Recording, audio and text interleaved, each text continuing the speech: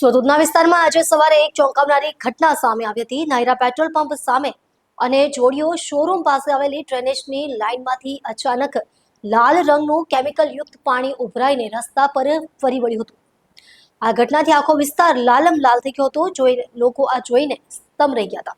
મળતી માહિતી મુજબ ચાલુ વરસાદનો ફાયદો ઉઠાવીને કોઈ અજાણ્યા શખ્સોએ ડ્રેનેજ વ્યવસ્થામાં રાસાયણિક પદાર્થ નાખ્યો હોવાની શંકા વ્યક્ત કરવામાં આવી રહી છે।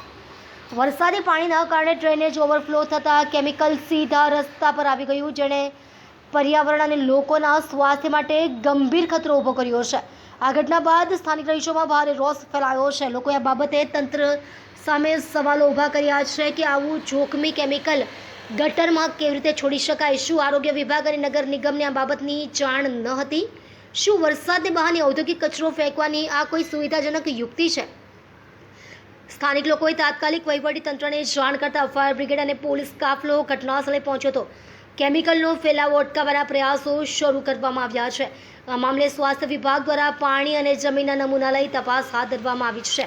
આ ઘટનાએ સુરત શહેરની ડ્રેનેજ વ્યવસ્થા અને ઔદ્યોગિક કચરાના નિકાલ સંદર્ભે ફરી એકવાર મોટો સવાલ ઊભો કર્યો છે।